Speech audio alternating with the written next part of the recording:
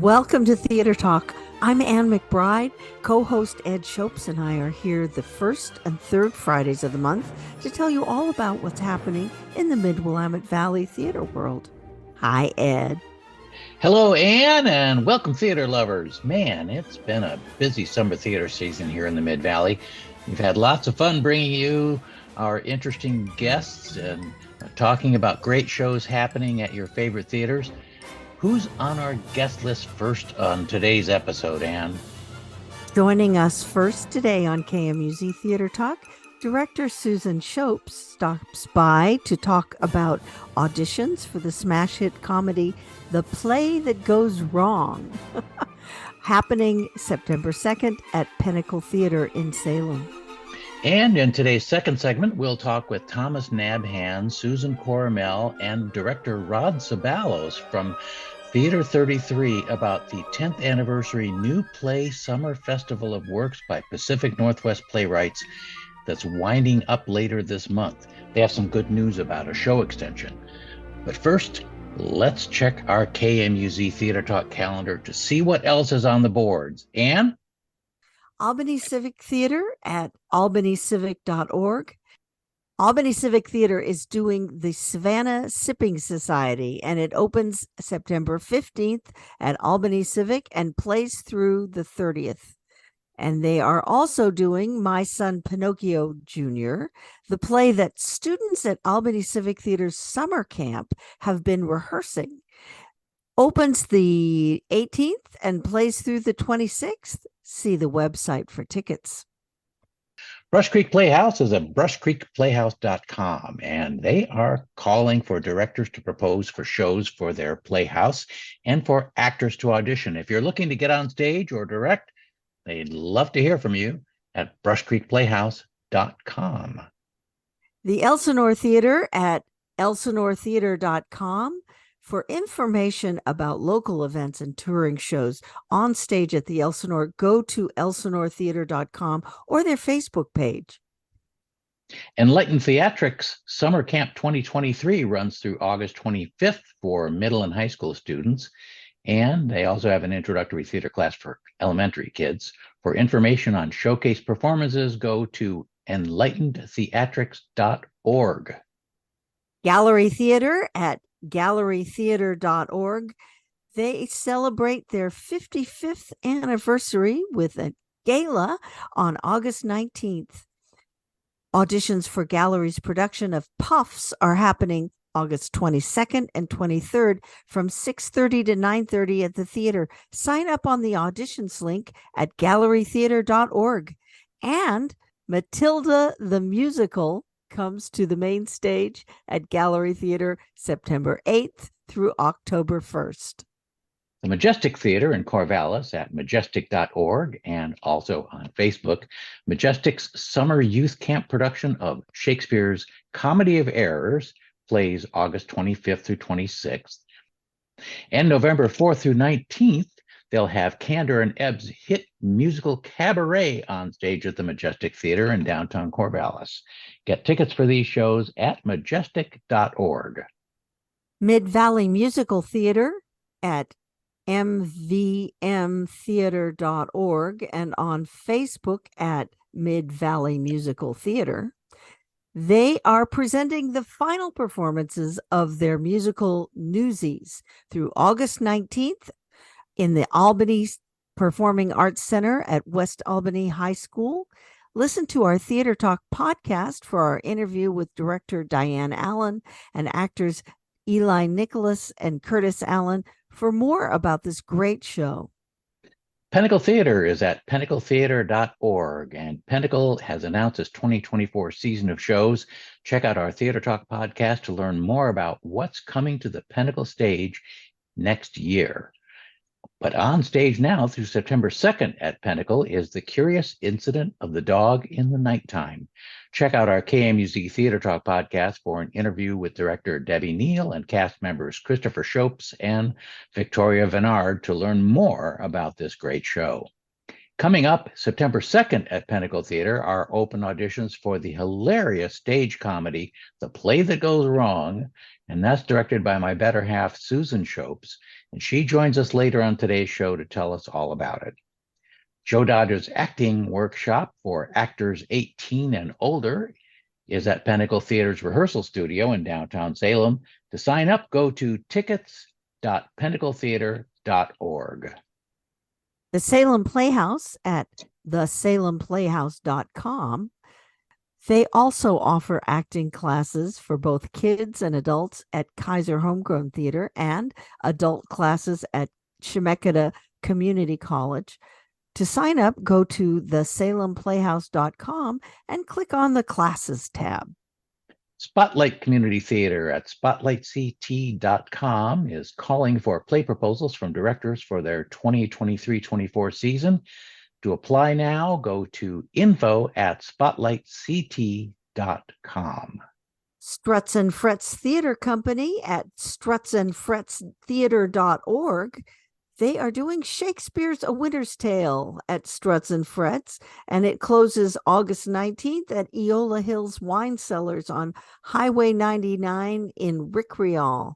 Check out our KMUZ Theatre Talk podcast for an interview with director Hannah Fawcett and 2 actors to learn more about the show. Theater 33 at Willamette University is at theater33.org. And their 10th anniversary New Play Summer Festival of Works by Pacific Northwest Playwrights ends with 2 productions, 3 held over evening performances of The Names by playwright Paul Lewis, directed by Rod Ceballos on August 18th, 19th, and 20th, and afternoon performances of A Tale of Two by Angela M. Gurko on August 19th and 20th. We will talk with Theater 33's Executive Director Thomas Nabhan and Artistic Director Susan Coromel and Show Director Rod Ceballos later in this edition of KMUZ Theatre Talk. Western Oregon University at wou.edu/theater. We just learned about Western's upcoming season of shows for the 2023-24 academic year. They are Much Ado About Nothing, November 9th through 18th, directed by Jeb Burris. Spring Awakening, February 29th through March 9th, directed by Michael Phillips. And John Proctor is the Villain, May 29th through June 1st, directed by Raisa Fleming.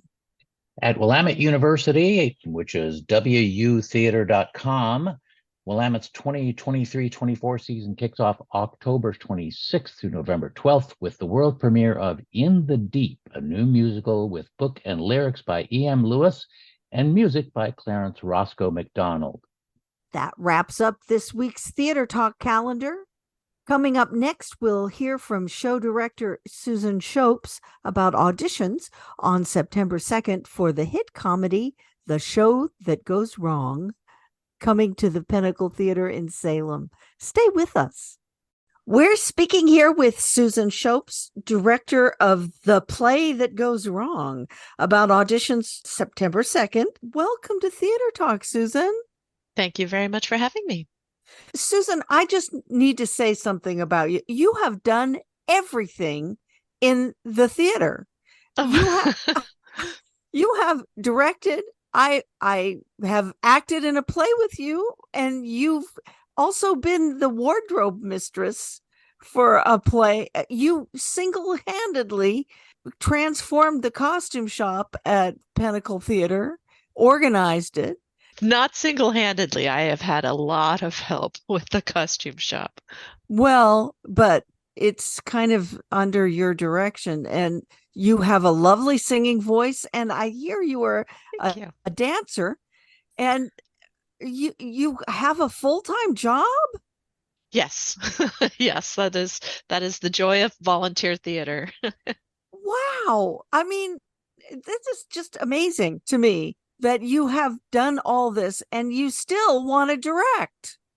I love directing. I mean, I love acting too, and I love running tech, but there's something about directing. You take something that is literally in your head, just an idea, and you bring it to life on the stage to share with other people. It's magical. I still remember your Midsummer Night's Dream. Oh, thank you. It was so wonderful because it was so empowering to women, I think. I tried really hard because, it can be a little bit, I mean, all of Shakespeare, because it's a product of its time, Yeah. can be a little bit misogynistic, a little bit definitely dated in its perspectives towards women and people of color and things like that. But there are ways that you can bring it more into the modern world. You made them so powerful, the women. Thank you. That was one of my goals with that show. Okay, let's talk about this play, which is very different from A Midsummer Night's Dream. Yes. The play that goes wrong. Oh, okay. I have watched part of it and it's really funny, It's hilarious. Yes. but it demands a lot, not only in the actors, but in the tech. Yes, yes. For the actors, it's very physically demanding. It's physical comedy. It's a farce. But the set is also a huge, huge part of the show. And in fact, before I even proposed this to the board at Pentacle Theatre, I checked in with the technical director, Chris Benham, and I said, is this even possible? Is this even feasible for Pentacle Theatre to do? And he assured me that it was absolutely doable. And Well, so it's I proposed quite a it. showcase for him, Yes. because Yeah.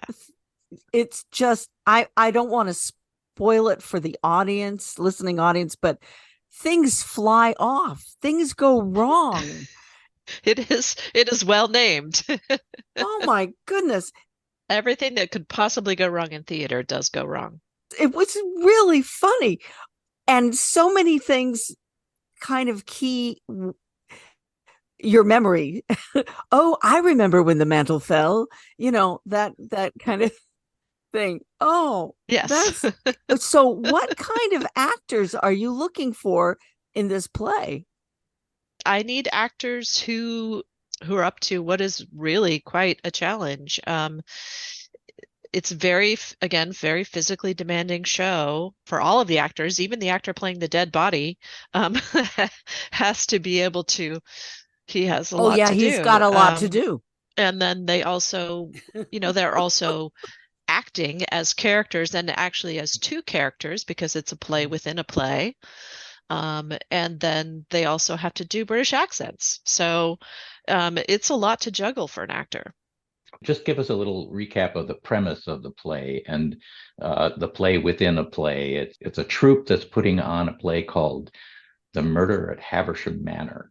Yes, it is a not particularly good, not particularly well funded troupe of actors who are putting on this show. It's intended to be a typical closed door British murder mystery, and things begin to go wrong and go wrong in big ways, and they have to carry on, and it's just fun. It's like Agatha Christie meets The Actor's Nightmare. Yeah, Agatha Christie meets Noises Off. What actors are you actually looking for in terms of females and males?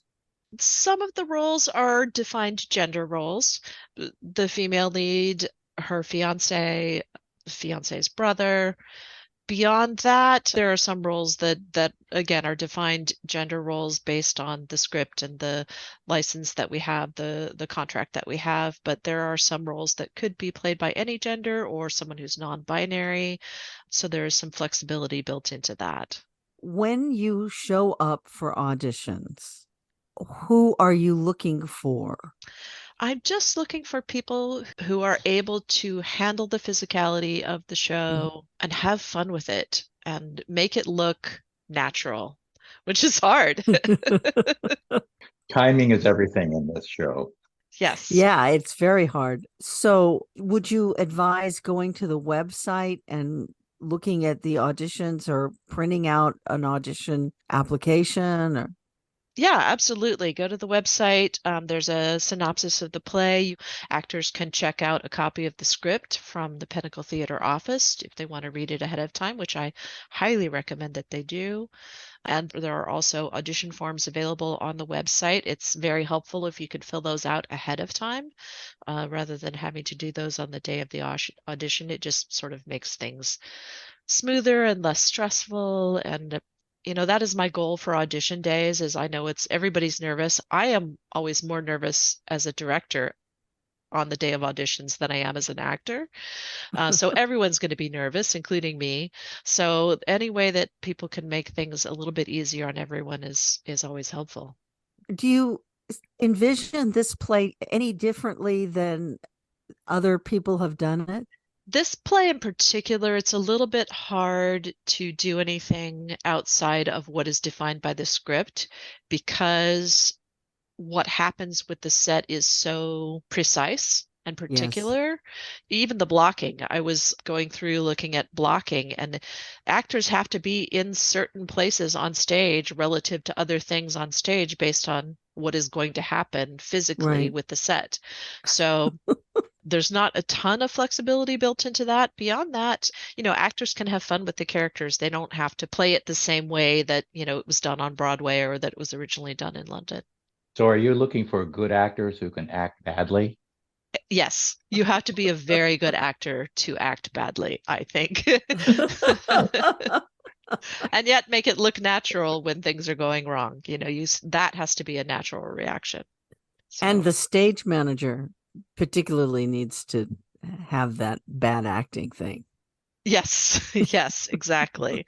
And they start out playing natural because they're just the stage manager doing their Right. job and trying to make everything work and get everything ready. And then, things change, not to spoiler everything, and then they have to become a very unnatural actor. It sounds like a lot of fun. And it sounds like rehearsals may be a lot of fun, although very exacting. I think they will be, and there's going to be a bit of an extra challenge, I think, in rehearsals because there is no set during most of the rehearsal process, so you're going to have to imagine a lot of that happening. Yeah. But Yeah. And but and yeah, it I'm hoping it's going to be a lot of fun for everyone. the set pieces are so important. They're almost a character in the play.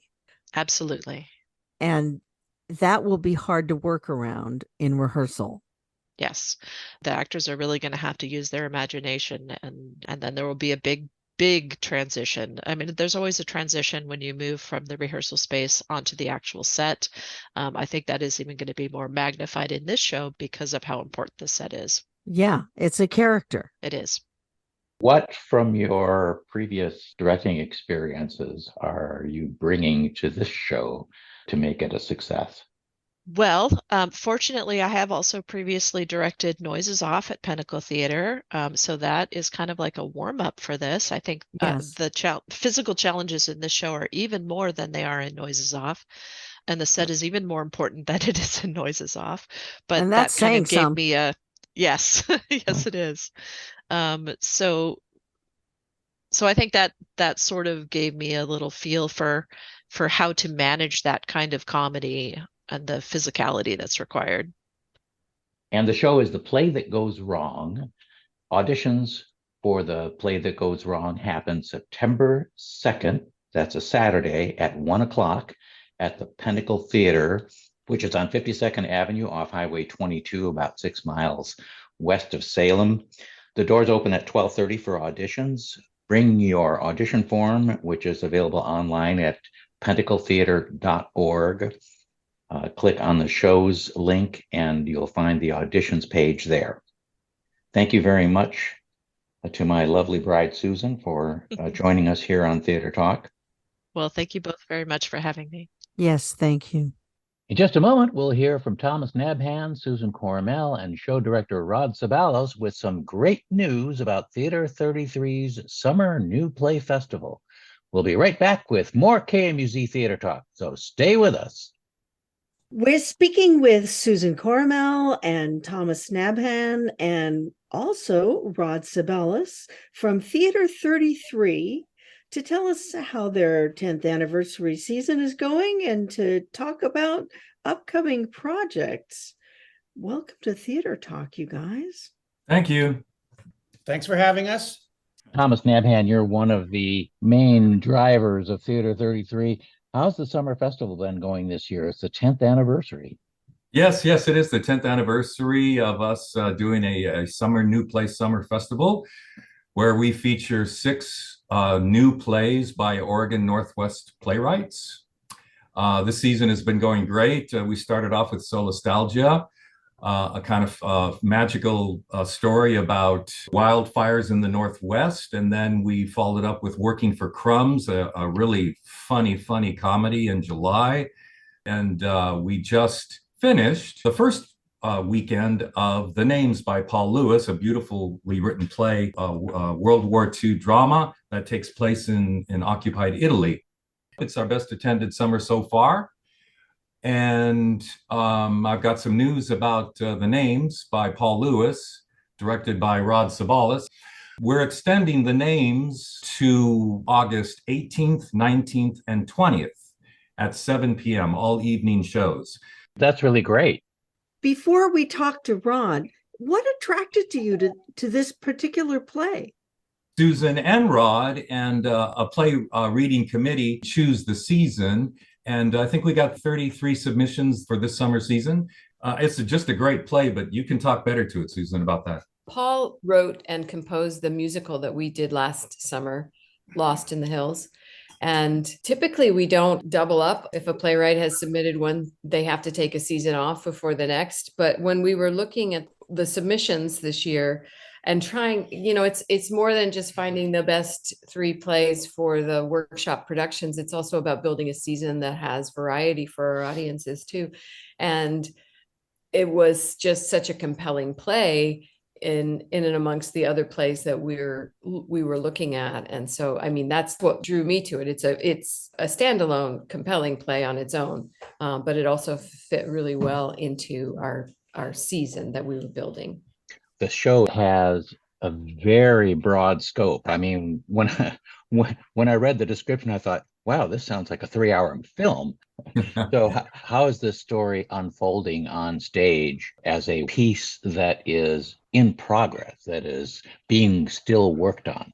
When Susan sent the play to me to look at, I was immediately intrigued by it as well and very moved by it.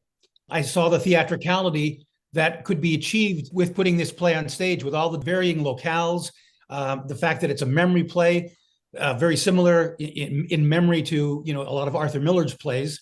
It struck a really strong emotional chord with me in the vibrancy of the text. And I thought the challenge is going to be how to make these various locales clear in a space that is confined in that small theater. So it was a challenge in that way for me. Would you just give us a brief synopsis? I'll do my best because the story unfolds in the present and the past in terms of a memory play. The focus of the play is a woman, an opera singer, is obsessed with finding her sister. And she spends much of the early 1940s trying to track her down because the sister has decided to work with the partisans in Italy against the Nazis. The play essentially deals with the opera singer's memory of how she's gone about trying to track down the sister, and the present unfolds with a U.S. GI taking her to an unknown destination, and so she doesn't know what her future is. The description also talks about the bonds of love stretched to the very limits. Rod, give us a little bit about that as well. Well, the bonds of love has everything to do with the older sister, who is the opera singer, not giving up on tracking down and finding her younger sister, and also has to do with their upbringing, which took place in an orphanage. So both these women have had no history of a family except through the orphanage. The Names actually refers to the children that they leave behind when they're adopted. For the younger sister, she is obsessed with making sure and finding out what the outcome of these children has been during the war. Were they killed? Were they shipped to a concentration camp? Did they escape? So those bonds of love are equally strong with regard to the younger sister as to the older sister for her younger sister. And how does the American GI work into all of this? Well, the American GI has a friend whose mother was an opera singer who loved the opera singer who is the focus of the play. So the soldier knows who she is. And when they're in Italy, he wants to find her and track her down because of a relationship by letter that he had with her several years before. Mm-hmm. What do you hope that audiences will take away from this show?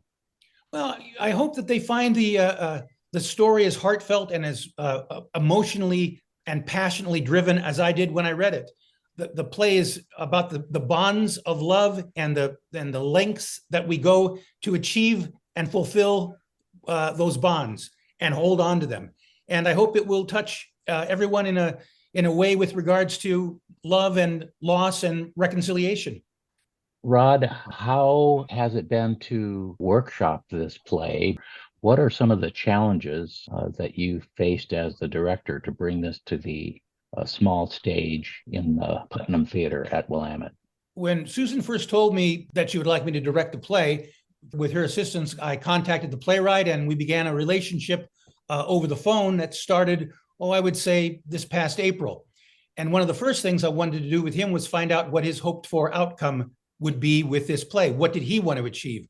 How did he view these characters? And I, as a dramaturg, which I also functioned in that manner on this play with him, I had a lot of questions with regards to where these characters were in time, what his belief in their emotional world was. And then as an actual director, I had to figure out a way to solve a variety of challenges that he asked for in the play that were going to be essentially impractical to deal with here in the space that we're working with at Willamette. So there was a lot of give and take about, is this real? Is this piece of scenery real? Can it be reimagined as a ray of light, for instance? What elements of the play do you think actually have to look like they are real in time and take up space? So what we have to do is engage with the playwright and find out what the themes really are and what's really necessary. Because a lot of times playwrights will think this is absolutely necessary. And then in the process, they will realize, the actor's doing that. I don't really need to have this particular line in there or this particular stage direction in there. So with Paul, much of my beginning discussion with him was getting him to understand how great his text was and to trust that more so that he wouldn't feel that he would have to embellish anything so that the audience would understand, because as I told him many times, they're going to get this. The writing is so concise and direct, they're going to understand where you want to go. So don't worry about over-explaining anything. So Rod, given that, what have been the challenges that the actors have had to overcome as well? With the actors, the biggest challenge is the play is emotional and it's very passionate. Oftentimes, actors will forget that when they think they're just relating plot devices. So for instance, I would say to the actors, yes, I know you're just telling me what time it is, or yes, you're telling me what day it is, but you know what? This is the 6th time that you've said this in the scene. So we already know that that's a fact. So why is the playwright saying to you, say it again, say it again, say it again? We have to unlock the rationale for the character repeating something or being obsessed with something. And the obsession in the play with regards to Martina, who's the lead character, she constantly repeats what she wants and why she wants it and why she wants it. And what I conveyed to the actress, who's doing it very, very, very well, is she can't stop talking about this. She can't stop the deepness of the emotion that she feels for not being able to find her sister. So that frustration is huge. That failure is huge. And you can't simply just say it. It has to fill your whole essence as the character and the actress portraying that character. Wow. So why did the playwright make her an opera singer as opposed to a housewife or a shop girl or whatever? I think he made her an opera singer because Paul is a very, very musically inclined, and he's a writer of musicals, and he knows his opera quite well. So he wanted, I think, to find the cultural difference and challenge with someone who embraced their art form fully, but perhaps it might be used in a negative way by a negative force. He wanted the stakes to be really, really high.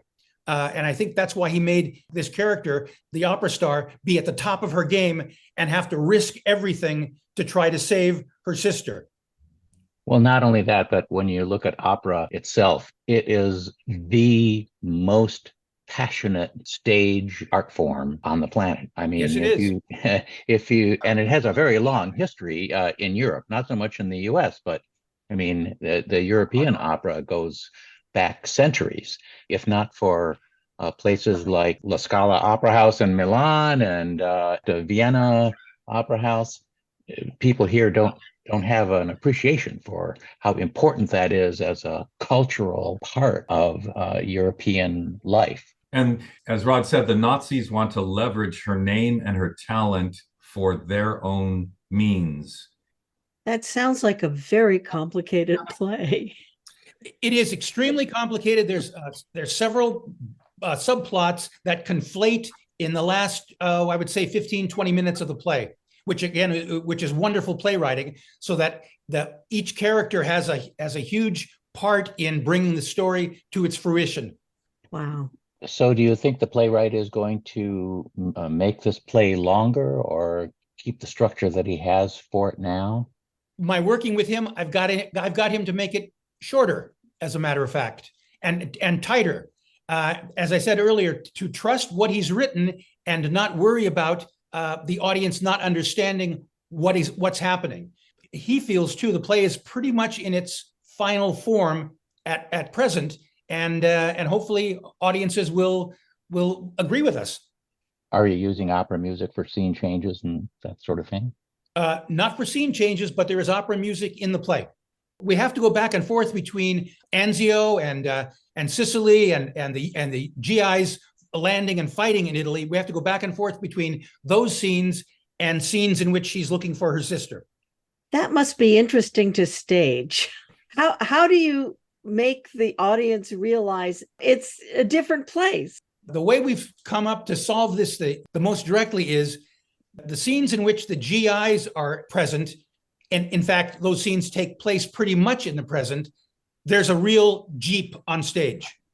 Oh. And then in other areas that are memory or flashback, we're using light and sound to take us to the place that this event occurred, whether it's a hotel room or whether it's an apartment or whether it's a park. That sounds good. Does the Jeep then leave? Nope. The Jeep is always there. So Okay. One of the things we did was we structured the present in a reality. So we have the Jeep that never goes away as she moves across the stage in various other locales that are defined by light and sound.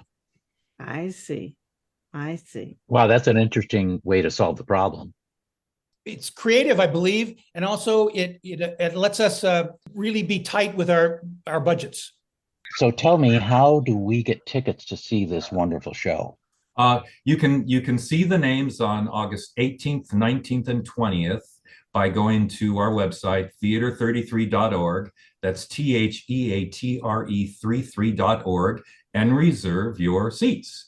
We'd like people to reserve seats so we have a count, because we are limited seating. But you can also show up and just be a walk-in and come see the show. If there is room, we will welcome you.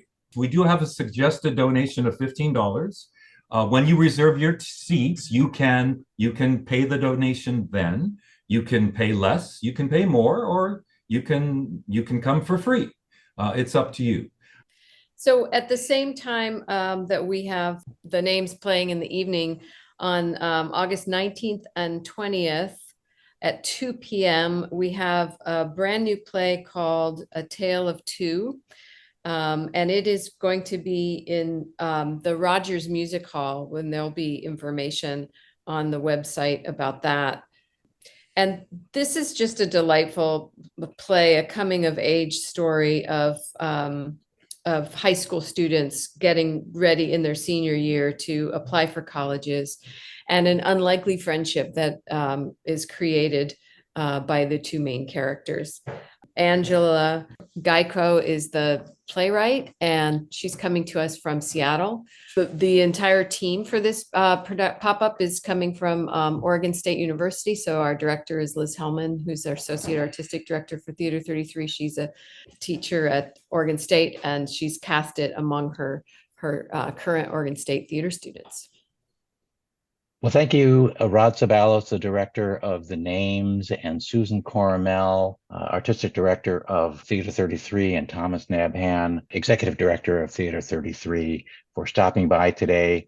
We were talking about The Names, a new play by Paul Lewis and directed by Rod Ceballos. That's been extended through August 18th, 19th, and 20th in the Putnam Studio at the Pelton Theatre in Willamette University. So get your tickets at theater33.org. And don't miss the August 19th and 20th productions of A Tale of Two, which is afternoon performances at Willamette. Check that one out. It's going to be a really fun show. And thank you so much, Rod, Susan, and Tom, for visiting us here at Theater Talk. Well, thank you very much for having us. We really enjoyed it. Well, thank you. Thank you. Thank you very much.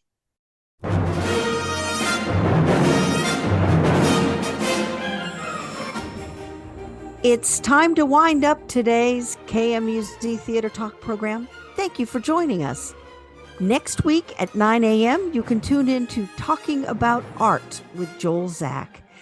KMUZ Theatre Talk is a proud member of the Salem Theater Network. KMUZ Theatre Talk airs at 9 a.m. the first and third Friday of the month at 100.7 and 88.5 FM, and on your favorite radio app or on demand at kmuz.org. You can also listen to our KMUZ Theatre Talk podcast anytime on your PC, mobile device, smart speaker, or in your car, wherever you get your podcasts. And don't forget to hit the subscribe button. Ed and I will return September 1st with a brand new Theater Talk program. Meanwhile, check out our Theater Talk Facebook page for news and updates about live theater in the Mid-Willamette Valley. If you haven't yet joined in to support Theater Talk and the rest of KMUZ's great community radio programs, go to kmuz.org right now and click the Contribute button at the top of the page. And thanks. Until next time, We'll see you in the front row.